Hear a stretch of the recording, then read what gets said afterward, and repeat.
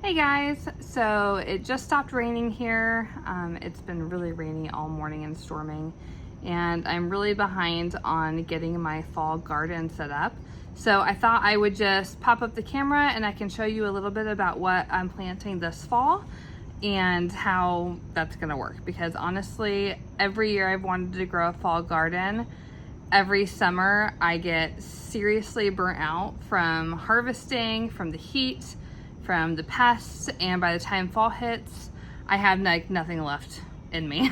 So I really have like a million seeds right here, and because I can't decide what I want to plant, so I'm just gonna plant it all. And I don't even have room in my beds behind me because I would have to take out my tomatoes, and they're still producing really well right now. I mean, it's still gonna be in the 90s this week. So I'm just gonna kind of get them started. I'm gonna be growing in one of these cells, and I have another one available too if I run out of room. And this one, I think this one's 72 cells. Makes sense. So really, I mean, I should probably stop at that, but I usually get pretty optimistic.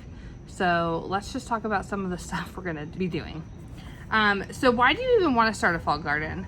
So I have read, because I don't have a whole lot of personal knowledge, but I have read that, and I've seen, like with some of the things we have growing here too, that in the fall garden, it starts to be a lot cooler. So it's just a lot better. It's a lot easier to tend to. The pests are down a lot because they aren't reproducing so much. They're kind of going dormant for the fall. So for instance, I'm getting ready to plant some summer squash because I know this is gonna sound crazy, because every gardener I know generally has unlimited amounts of zucchini or yellow squash that they're just like throwing in people's cars or giving to the neighbors. And I have like yet to successfully grow a squash. Like I don't know what it is. So this year I thought they were doing really well until we had the squash vine borer, and I just noticed that all of the stems had a hole, and this giant like grub just completely annihilating the inside, and it was very sad. So I have read somewhere, just from Googling things, that the squash vine borer is probably done for the season. So I'm gonna try and replant squash, like summer squash, and see if I can get a big old harvest of zucchini so that I can freeze it for the winter. And we'll see. I'm gonna try and plant it amongst marigolds and nasturtium as well, because those are plants that will also deter those pests. So we'll kind of just plant it and see what happens, because half the time growing a garden is an experiment. And the only reason that I've grown this so far is because my first few years, everything has usually failed. So it's a lot of trial and error and just getting things to work. Okay, so if you're gonna start a fall garden, you kind of wanna start with knowing when your average first frost day is. So here in Missouri, ours is about October 22nd, give or take. And it doesn't mean it's gonna frost then, but there's chance that frost could happen. It could be much later, or it could be a little bit earlier. So right now that's giving me 70 days. And that's not a lot of time. I probably should have started a couple weeks ago, but I have a plan this fall. And I am going to be constructing somewhat of a cold frame to go over my raised beds, and it will almost look like a little village of covered wagons. Or I'm also going to maybe get plastic tarp to go over my cattle panel trellises, and then that way it can almost be like a mini greenhouse. So those are kind of my options I'm toying with. Honestly, I don't even have room in my garden beds for stuff, but I may end up just buying more garden beds or felt pots, or I don't know. But I know that I want to get the stuff started now, and worst case, feed it to the rabbits. So I can plant summer squash, so that's one of the things I'm gonna grow is some zucchini. But one of the things I've always wanted to grow is cabbage, because I love sauerkraut. And I think cabbage is so beautiful growing in the garden. It does take up a lot of space, and I have grown it once or twice, and it's like somewhat formed a head, but then the cabbage moths get to it, and I just let them have it, and then I just give the rest of the chickens, and it's whatever. I mean, we get eggs, so it kind of feeds itself. But for cabbage, I'm growing some really different ones, and these ones are all from Baker Creek heirloom seeds. And I just realized, like, I only live like 45 minutes away from this place. So I'm going to be going down there in the fall, and I think they have a big festival going on, and I will bring you along with me so you can see. So I'm growing this cabbage, purple conehead. It's called Calabos, but these are just my names for them. Early Jersey Wakefield, Glory of Enkhuizen. I love all the names of these ones. This is an interesting cabbage. It's called granat or granat. But it's kind of just like a semi-heading cabbage. It looks like it's gonna be more long leaves. And then this one I've always wanted to grow. I think it's beautiful. The Violacea de Verona is vintage from northern Italy. I just love the purple streaks on it. So I'm gonna plant, that's like 5 cabbages, 10. I'm gonna plant like 3 of each, and we'll see what happens. I also want to plant Brussels sprouts. These are so fun in the garden. I've never grown them, but they grow on tall stalks with all these just like little Brussels sprouts on them, and I have to have all these little mini cabbages. The next thing I'm gonna grow is Swiss chard. I love Swiss chard. I like to chop it and saute it like greens with onions and stuff, and I like to eat it with eggs. It's really good. And I can never pick between Swiss chard either because the colors are so beautiful. So I've got this one, which is Vulcan Swiss chard. We've got Baris Swiss chard, and a lot of these only take about 45 days to grow. This one is called Perpetual Spinach Swiss chard. So it's a chard, but it's more like a spinach. And then a rainbow, of course. You gotta have the rainbow chard. So this stuff, and the leaves grow like massive. They grow massive and they keep growing. So I'm hoping that this is one of the ones where you can just kind of like pick the outer leaves. It's gonna keep growing all winter long, especially if I have it covered and protected from the frost. And then that way, I can just be feeding the chickens and the rabbits and ourselves fresh food all winter.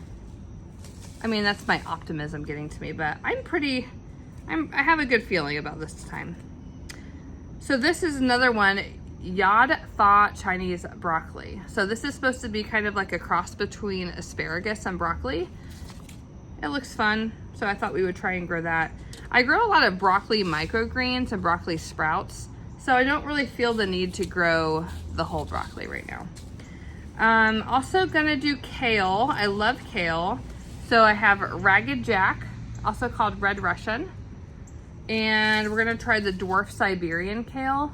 I really like dinosaur kale too, but I don't have any seeds, and I really should not be buying anything right now. I have plenty of seeds to work with. So I'll wait till the next seed swap. That usually happens like once a year in the spring, and I'm sure I can find some kale there. Another one, this is another greens. It's called Chinese cabbage. And all of these are excellent for cool weather. So what I'm gonna do is I'm gonna plant them in my garage and probably leave them in the house where it's kind of a good 70 degrees while they grow and sprout to about this big. And then I have to harden them off outside. So I'll probably take a day or two where it looks pretty cloudy and it's cool, and I'll bring them out for a few hours. Then I'll bring them back inside for the rest of the time. And I'll do that over the course of a few days in each day, leaving them out for a little bit longer. Because even though the heat may not directly want to kill them, the sun is a lot more harsh than the lights inside. So we just kind of have to slowly get them acclimated to outdoor weather. What else? All right, choy, bok choy. So we're also gonna try this purple lady bok choy. This is another one that looks, I don't know, they're just all so beautiful. And this yellow heart winter choy. I have grown this one indoors under my grow lights where I grow my microgreens, and It's so fun because you can just pick the outer leaves off. Actually, there's another one. Excuse the mess. Ah, here it is. This is probably my favorite, tatsoi. This is a lot of, people use this one a lot for microgreens too. A lot of the brassicas make great microgreens. But this one, I don't know if you can see that cute little boy. Ah, where am I? So I've grown this one inside, and you pick the stems off on the outer level. So like it's growing from the middle, growing out. You can pick the outer leaves off. They are super hardy. Like the stems are really thick, and then it has this like spoon-like shape.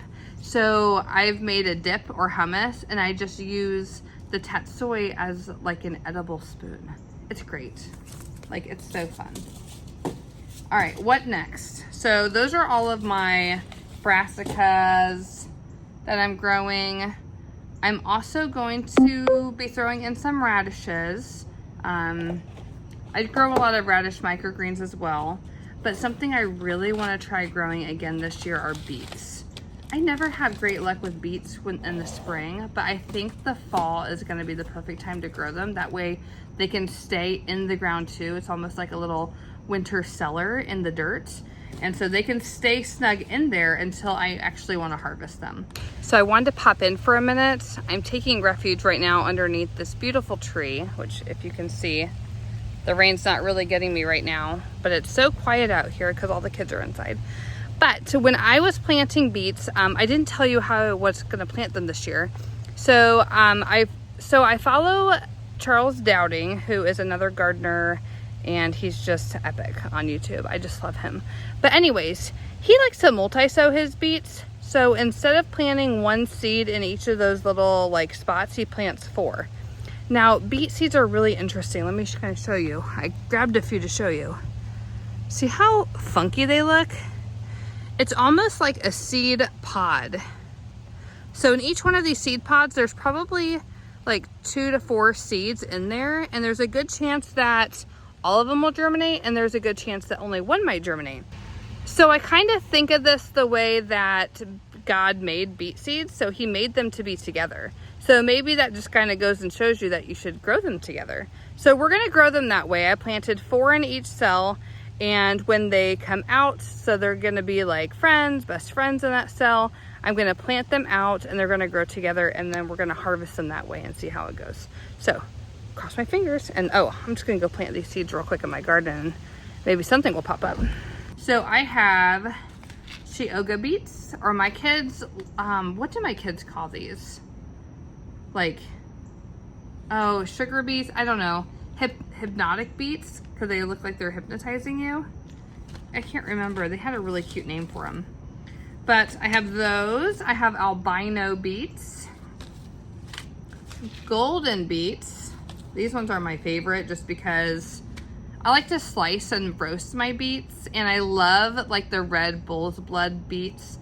But it stains so much. My fingers are red, my cutting board is red, my knife is red, my counter is red. I'm still gonna grow them, but that's fine. I have a few of these colorful beets left, which is basically just a mixture of the beets I showed you. And then I also have bull's blood beets, which are inside. So I'm gonna grow those inside. Now, I'm gonna grow cilantro. So I'm gonna plant cilantro because that does great in the fall, and in the spring I always try to grow it and then it just bolts right away.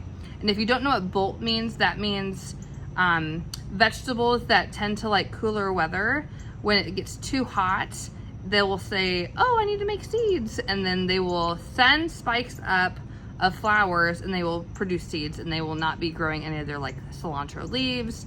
This happens a lot with my radishes. So that's that. There was one more thing I wanted to try growing. I may throw some peas in just because I didn't grow them this spring because we had a late start. All right, where are they? I know they're in here somewhere. Not in this one. I'll have to show you guys how I organize my seeds sometime. It's all these little like photo discs, and I got it at Michael's, or Hobby Lobby. They're usually on sale for like 15 bucks for a case of 1, 2, 3, 4, 5, 6, 7, 8. I think there's 16 photo cases, and they're the perfect size to hold all your seeds. So these are like my annuals, these are my radishes, and then I have everything else kind of segregated into how I want to plant it. And I just thought I planted these by variety, but maybe it would be a good idea to plant them by like month of when I want to sow the seeds, so like we keep them all together. Okay, here we go. So I'm gonna plant pansies, bunny ears, viola. Yeah, there is a difference between pansies and viola, and I'm not that technical to get into it. Something with the leaves. But we have bunnies now, and we have chicks. So I'm gonna plant these chicky chicks pansies too, because pansies do really well in like the cooler weather. And also, these are edible flowers. I love edible flowers. They don't taste much, they don't taste like much, but they're beautiful on salads. Look at this one, Fresh Strokes Viola. I think that might be my favorite. So we're gonna grow these too. And my other favorite thing about this is that they will drop their seeds, and then wherever I had them growing, they will basically regrow next year. So they're not really a perennial because they don't come back, but they always drop their seeds everywhere, and then they start right back up in the spring, and then I'll have all these beautiful little flowers. Okay, so I think that's basically it for our fall garden. Oh, I have these like sweet peas. I wonder if these are good. Sow and harden off. I don't know. I probably have enough already on my plate. So I'm gonna get to sowing these. I'm going to go quickly on how I do this, and then we'll just kind of take it from there and see what grows and how I'm gonna make all this work. That's a lot of seeds. It's fine. We'll just do it. Okay, so it started to rain already, so we're gonna see how fast I can get all this stuff done. I am just filling these up with, this is an organic potting mix.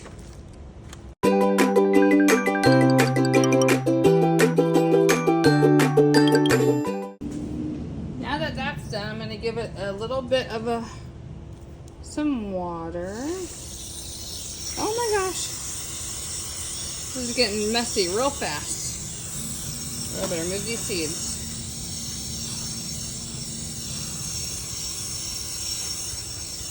All right, that looks good enough.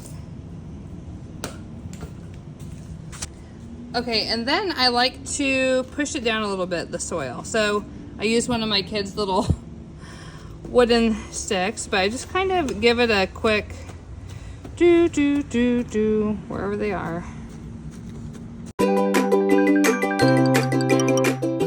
Okay, and now I'm just gonna kind of fill in a little bit more, so. Yours may look a lot nicer. Sometimes, you know, I do not garden to make it look super pretty all the time. Can't be afraid of getting dirty. All right, whatever. Ugh. Ah, that's good. All right, so now I'm gonna start planting my cabbage. And the way I'm gonna do this is I'm just gonna like grab one. I'm gonna plant 3. So I'm gonna do probably 2 seeds in each one just to make sure they germinate. And then I'm not gonna label it. The way I'm gonna label is just by using my paper, which I'm gonna have to get a new one since it's all wet. But I'll show you after that. So basically just gonna be making a table. And so I'm gonna pause it here and I'll come back when I'm done.